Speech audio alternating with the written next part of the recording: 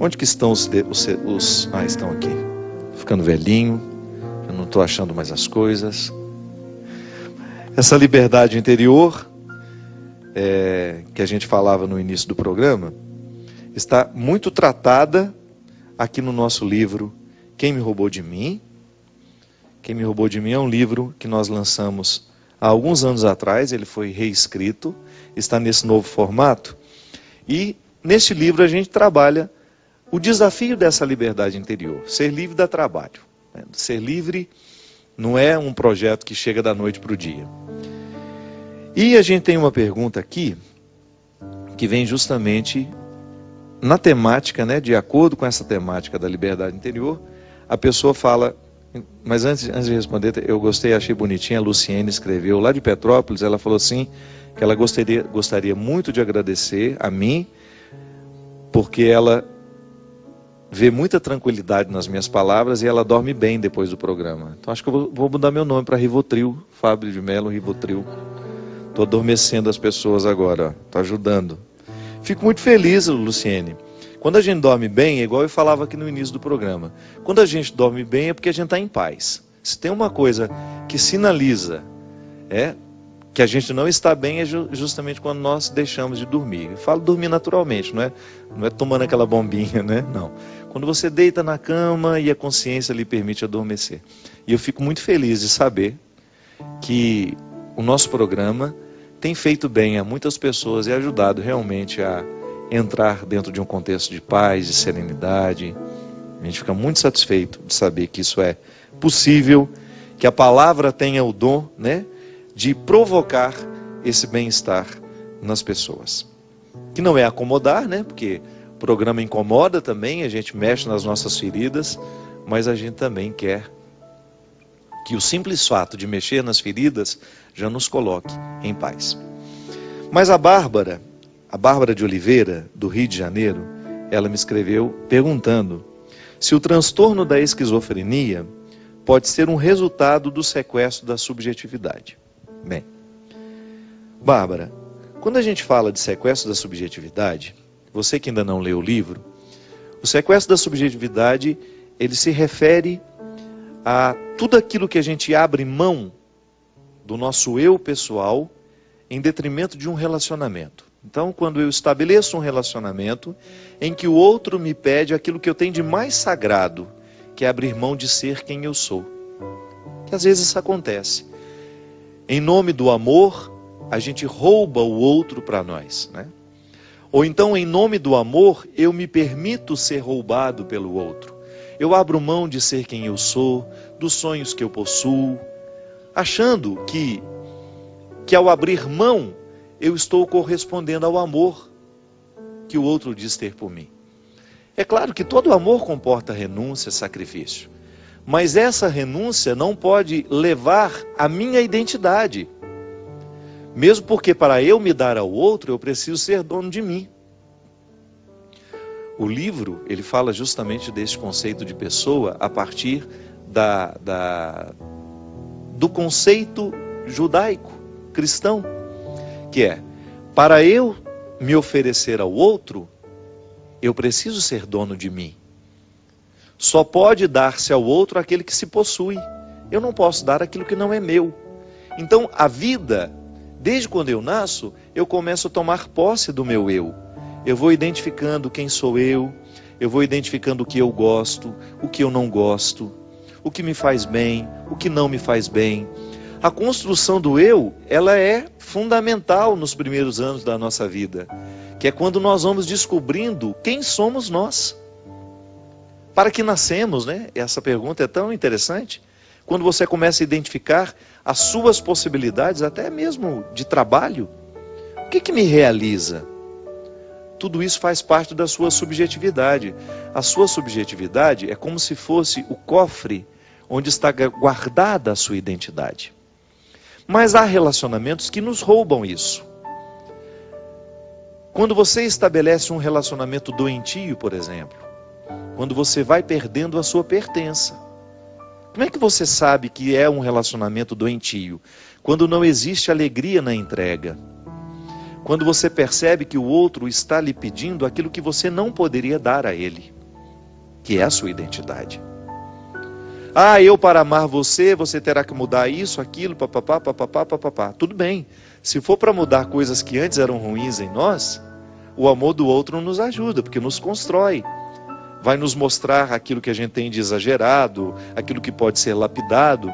Mas quando o amor do outro é condição, a condição para que o amor exista é que a gente abra mão de ser quem a gente é, então alguma coisa está errada. Então o outro não está me amando, o outro está me sequestrando. Veja bem, o que é a esquizofrenia?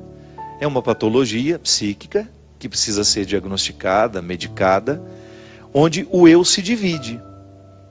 O esquizofrênico, ele costuma ter dois tipos, né? É como se estabelecessem na sua personalidade, é como se a unidade fosse quebrada. Então, a partir do momento que a esquizofrenia se estabelece, eu tenho dificuldade de ser eu tenho dificuldade de ser inteiro. Então, eu não sou especialista para poder dizer, um médico especialista em esquizofrenia poderia dar muito mais informações. Eu estou dando uma pincelada no que significa, num primeiro momento, essa esquizofrenia. É uma doença que precisa ser tratada e que muitas vezes tem a característica, né, de ser uma divisão do eu. Será que um sequestro da subjetividade poderia desenvolver uma patologia dessa? Olha, o roubo da subjetividade é uma coisa tão doída que às vezes a mente, para poder sobreviver àquele roubo, àquele sofrimento, ela se estabelece patológica, ela fica doente mesmo. O sofrimento é tão grande que aquela pessoa não consegue mais administrar de maneira saudável a perda de pertença. Você poderia estar perguntando, mas padre, como é que uma pessoa pode abrir mão de ser quem ela é? Acontece demais, minha gente, acontece toda hora. Esse livro, ele não foi escrito a partir de teoria. É claro que eu precisei estudar muito ao longo da minha vida para compreender um pouco do mistério humano, um pouco a trama dos relacionamentos. Eu sempre gostei de pessoas. E eu estudei muito como? Lendo. Eu sempre gostei de romances, eu sempre fui um menino que lia muito desde criança. Então isso me ajudou a ter uma leitura do contexto dos bastidores dos relacionamentos, a partir daquilo que eu vi na ficção, mas que eu vi também na vida real. Como padre, eu tenho esse acesso ao sacrário da consciência das pessoas. Então eu encontro muita gente roubada de si mesmo. Gente que precisou abrir mão de ser quem é para ter o outro ao lado.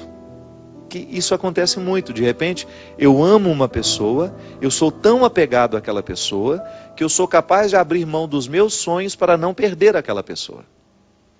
Então, por exemplo, uma menina sabe que tem um relacionamento doentio com um rapaz. Aquele rapaz não faz bem a ela, ele traz uma carga negativa para ela demais, ele a deprime, ele a joga para baixo o tempo todo, e ela não consegue romper aquele relacionamento.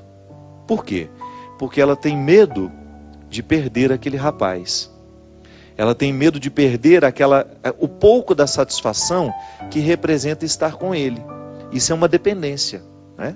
A dependência é quando você não é capaz de equacionar o tanto de prejuízo que você está tomando ao ficar ao lado daquela pessoa. Então geralmente tem essas dependências afetivas, partem para um autodesprezo, uma relação doentia, gera muito isso, a pessoa se despreza, ela se acha pior, e por isso ela tem tanto ciúme, por isso ela tem tanta posse.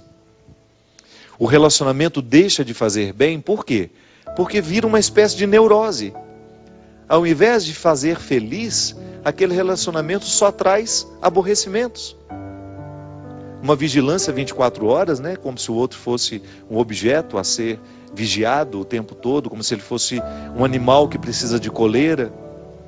Você percebe que o relacionamento está sendo doentio pelos sintomas.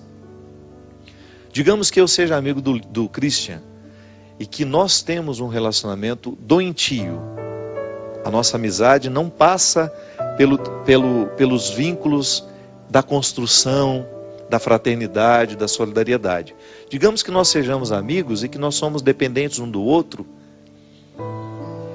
e que nós vivemos um com o outro uma espécie de disputa. Então, sempre que eu puder alfinetar o Cristo, eu vou alfinetar. Sempre que eu puder desprezá-lo publicamente, eu vou desprezar. Aí depois eu vou, corro, peço perdão, faço isso, faço aquilo. Mas depois, logo em seguida, volto a fazer o mesmo. Veja bem, eu acabo tendo um relacionamento doentio e começo a fazer mal com esse amor que eu digo sentir pelo meu amigo Christian. Quando a gente não tem condições de quebrar o vínculo, a gente precisa de ajuda. Quando a gente não tem coragem de assumir o sofrimento que vai ser causado por aquele rompimento, que essa dependência me faz querer ter o Cristo perto de mim o tempo todo. Mas como é uma relação doentia, ela não é positiva. Então a gente vai ficar o tempo todo vivendo, se alfinetando, se machucando, porque nos falta a clareza para administrar essa dependência do jeito certo, colocar o pingo nos is e a gente poder viver as nossas individualidades e depois a gente se partilhar na amizade. O relacionamento, minha gente, ele só é positivo quando as partes se pertencem e depois elas se distribuem. Quando eu sou dono de mim, Christian é dono dele, e quando nós nos encontramos, nós nos doamos num relacionamento de amizade. Às vezes, as doenças mentais, elas começam assim, em relacionamentos doentios, em perda de pertença. Eu deixo de me pertencer, eu vou abrindo mão de mim, abro mão um pouquinho hoje, abro mão um pouquinho amanhã, porque o outro vai me esgotando, o outro vai me sugando, e porque eu não tenho coragem de me posicionar, daqui a pouco eu perdi a capacidade de administrar. Então o outro torna-se proprietário dos meus afetos, ele começa a mandar na minha alegria. É tão triste quando você percebe que a sua alegria depende do outro e não de você. Alguma coisa está errada. Alguma coisa nós estamos errando, em alguma coisa estamos errando. O outro, ele não é o responsável pela minha alegria. O outro até participa da minha alegria. O outro até me ajuda a promover a alegria, não sejamos hipócritas. Uma palavra ruim que vem do outro lado me machuca. Uma palavra motivadora do outro me ajuda também a ficar mais feliz. Mas o primeiro espaço onde essa alegria precisa ser cultivada é em mim. É quando eu me ocupo de mim. Quando eu gasto um tempo comigo, nos meus projetos, no meu empenho. Quando existe uma dependência, um sequestro de subjetividade, a pessoa tem dificuldade de cuidar da própria vida. Você conhece, ou talvez até já tenha experimentado isso em você, quando você vive um relacionamento que você fica o tempo todo procurando onde está o outro, o que ele está fazendo, com o que ele foi, aonde que ele está. E você deveria estar cuidando da sua vida. Esses relacionamentos que às vezes são doentes, eles causam um prejuízo tão grande, gente, porque às vezes uma pessoa vive um relacionamento assim, 4, 5 anos. Eu conheço namoros, experiências de namoros em que a neurose é tanta que a menina, o rapaz, eles ficam o tempo todo se monitorando. 30, 40, 50 mensagens por dia, porque tem de dar satisfação aonde está, com quem está, o que fez, e quando volta, quando o encontro deveria ser para partilhar o dia, para ficar felizes porque estão juntos, é para lavar a roupa suja, por que você não avisou, por que você foi lá, por que você não me falou. Então o encontro que deveria ser para ser agradável, para construir aquilo que no futuro pode ser até um casamento, torna-se o espaço do cultivo das neuroses. Não pode ser assim. Se você percebe que você está preocupado demais com a vida do seu parceiro e esquecido da sua vida, alguma coisa está errada. Você precisa ter primeiramente a consciência de que a sua primeira responsabilidade não é o outro, é você mesmo. Porque você só pode cuidar do outro depois de ter cuidado de si. Um relacionamento que começa no outro não dá, isso é doente. Ah, padre, mas isso é um egoísmo? Não é não. Isso é o passo certo do relacionamento. Eu só posso dar um passo na direção do outro depois de ter conquistado os meus territórios. A verdadeira caridade só existe quando eu sou livre para amar, quando eu sou livre para doar, eu não estou agindo por uma necessidade. Porque às vezes até a nossa caridade não é por amor, não, é porque a gente quer aparecer. Às vezes a nossa caridade está em torno do nosso espírito pavão. Eu preciso que o outro me veja, eu preciso que o outro me note, então eu faço caridade, eu faço isso, faço aquilo. Mas aquilo é tudo vazio dentro de mim, não me preenche, não me faz feliz. Meu Deus do céu. A caridade que eu faço precisa estar em consonância com aquilo que eu sei sobre mim. É essa minha liberdade interior me motivando a conquistar cada vez mais os territórios que são meus, conhecendo os meus defeitos, as minhas possibilidades, para que depois eu dê um passo na direção do outro e faça o mesmo na vida dele. Ao invés de ser um sequestrador, eu quero ser um libertador. Eu não quero estabelecer relacionamentos de amizade em que eu faço um papel de sequestrado ou de sequestrador. Só tem sentido a gente estabelecer relacionamentos se for para a gente ajudar o outro a fazer a conquista dessa liberdade interior. É aquilo que a gente fala, né? A gente precisa de ter amigos que nos façam amigos de Jesus. Aprendi com a minha amiga Marina Patrus, lá em Belo Horizonte. Uma frase simples. É verdade. Eu preciso ter vínculos com pessoas que vão me motivar a viver essa liberdade interior. Ah, se quiser me perder, é começar a colocar uma amarrinha aqui no meu pé. Saio fora, vou longe, vou embora. Você sabe por quê? Eu levei muito tempo para compreender o processo da liberdade. Você acha que eu vou dar passos para trás na direção contrária da liberdade que Deus quer para mim? Eu não posso permitir isso, sabe por quê? Eu estou pecando contra a minha conversão. Qual é a minha conversão? Qual é o processo que Deus quer realizar em mim? É me fazer ser livre. Se eu aceito viver um relacionamento que me aprisiona, que me poda das minhas possibilidades, que me priva de chegar ao que Deus quer de mim, esse relacionamento é diabólico. Ainda que ele pareça santinho, ainda que ele pareça bonitinho. Mãe pode fazer isso com a gente. Você quer um amor mais sagrado que de mãe? E mãe, se não cuida, sequestra sim a subjetividade do filho. Quando ela impõe a ele que ela quer que ele faça isso, que ele faça aquilo. Quando ela não é capaz de compreender o outro como alguém totalmente outro. O meu filho não é uma extensão dos meus desejos. Isso é muito cruel. Eu fazer o meu filho a extensão dos meus desejos. Ah, então eu não fui pianista, o meu filho vai ser. Mesmo que ele não tenha vocação para isso, o pobre do menino vai ficar lá dia e noite em cima de um piano, aprendendo um instrumento que ele não gosta, porque a mãe quer que ele aprenda. Não. O amor é, antes de tudo, a investigação das possibilidades que o outro tem. Aí eu entro ali para promover. Se eu posso entrar na sua vida para lhe ajudar a alcançar a sua melhor parte, eu sou bem-vindo.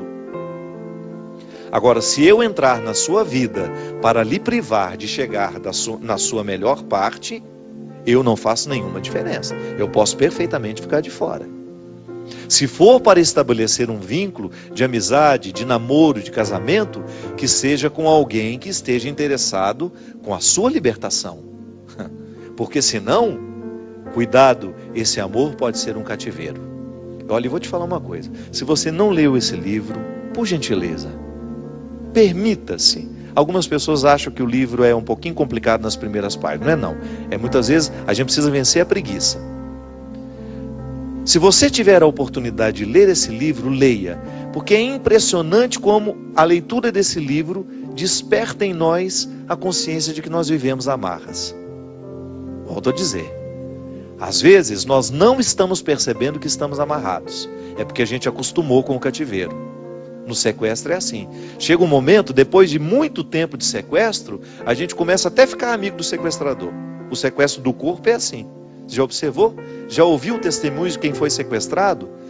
Depois de um tempo de sequestro, fica amigo do sequestrador, por uma questão de sobrevivência. Às vezes nós estamos assim dentro de casa, marido e mulher, mãe e filho, amigos.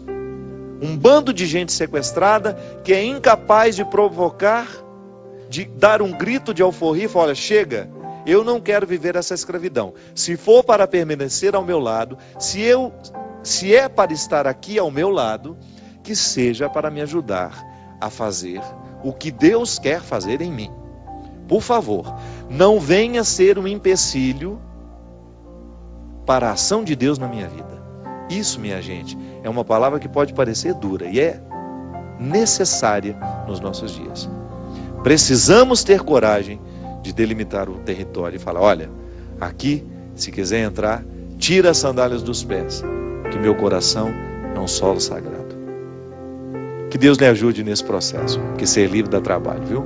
Eu sei, estou vivendo o meu processo diariamente, e eu sei onde eu tenho que cortar, as arestas que eu tenho que cortar, as pessoas que eu tenho que manter uma certa distância, porque senão a gente fica território do outro, e o outro acha que tem o direito de fazer o que quer no coração da gente. Não é bem assim, não. Deus nos ensina que o nosso coração é um território sagrado, e só tem o direito de participar desse coração aquele que estiver com as mesmas intenções que Deus tem para nós. Preste atenção nas pessoas que participam da sua vida. Se elas não têm as mesmas intenções que Deus tem para você, você precisa estabelecer o limite. Derrame sobre nós a bênção e a proteção do céu, do Deus Todo-Poderoso, Ele que é Pai, Filho e Espírito Santo. Amém. Até a semana que vem, se Deus quiser.